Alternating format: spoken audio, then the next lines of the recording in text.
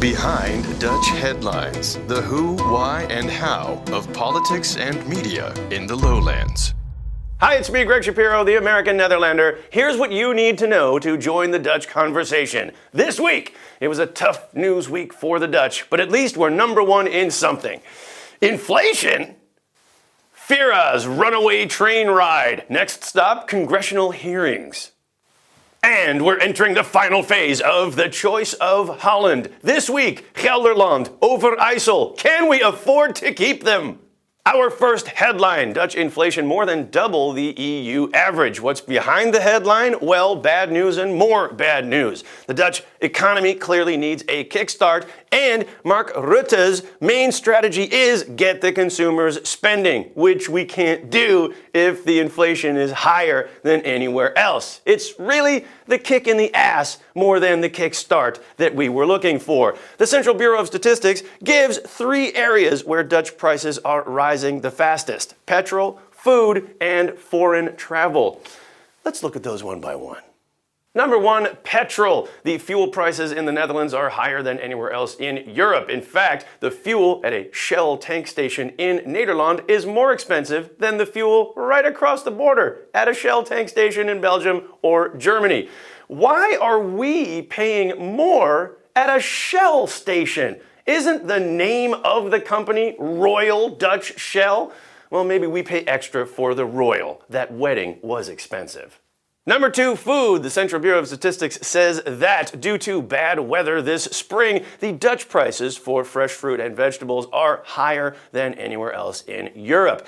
But we grow a lot of that fresh fruit and vegetables in the country indoors, which shouldn't be affected too much by the weather. And a lot of Europe's fresh fruit and vegetables comes through the port of Rotterdam, which is in the Netherlands. So why should we be paying higher than everyone else? And I mean, who is keeping these prices for petrol and food so artificially high? I'm not saying things like price fixing, but do I smell a cartel? And number 3, foreign travel. It has never been more expensive for Dutch people to travel abroad. Well, that's not hard to fix since you can't get out of the country, certainly not with Vera Rail. The Vera debacle. We've been covering this story ever since the high-speed service from Amsterdam to Brussels was suspended in January after a series of high-profile train breakdowns. And now there will be an official Dutch parliamentary inquiry, a lot like the American congressional hearings, trying to find out who knew what and when, and where did all the money go.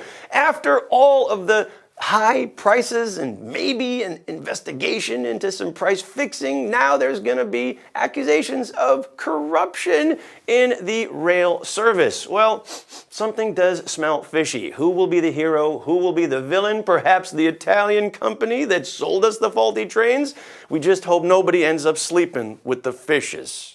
And finally, the Dutch government to reduce the number of Dutch provinces from 12 down to probably 5. Who will stay and who will go? This week on The Choice of Holland, Gelderland and Overijssel.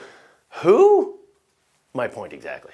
Let's go to the board and see what we've got so far. Previously on The Choice of Holland, Friesland remains Friesland. Brabant and Limburg will be merging to become Carnavalland. And Zuid-Holland will merge with Zeeland to become JZ Holland. Because, like JZ, Zuid-Holland has it all. Now, we have to still get down to this arbitrary number of 5 provinces. That means 7 more to go. The stakes are getting higher.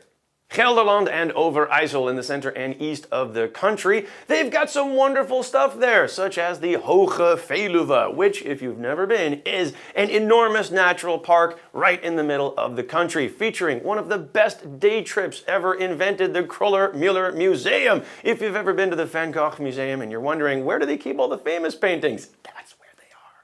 They've got some massive rivers flowing through Gelderland with Arnhem on the Rhine, which was the famous bridge too far from World War II. And Overijssel, don't forget, they've got Zwolle, lovely city, Deventer, great, Enschede, and Tukkerland, which, if you don't know what Heuken is, check it out.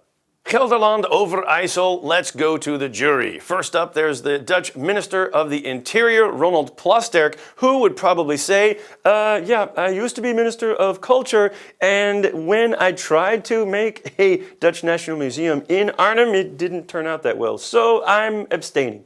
Next on the jury, Donald Trump, who says, Gelderland. Geld is money, right? I like it. Overijsel sounds like it's over. I sell. You're both fired. And finally on the jury, me, Gelderland, Overijssel. Let's take a look. I love you guys, but no one's heard of you. What about branding? Look at Friesland. Everyone's heard of them. You have to realize that this is a country in dire financial crisis, which is why the Dutch cabinet came up with this whole provincial fusion plan in the first place. Now, Gelderland and Overijssel, you have some great assets, which is why we are auctioning them off to the highest bidder. Tuckerland, with your Heuken, I think you would feel at home with the Germans. Betuwe will merge with Carnivalland to the south, and the Veluwe will keep with the Randstad so that all those city people can have a nice day trip. Gelderland, Overijssel, sorry, I know it was a tough call, but desperate times call for desperate measures. That's it for this week. I'm Greg Shapiro saying if you want more Behind Dutch Headlines, check out our podcast on the Facebook page. Until next time, thank you very Dutch. Behind Dutch Headlines.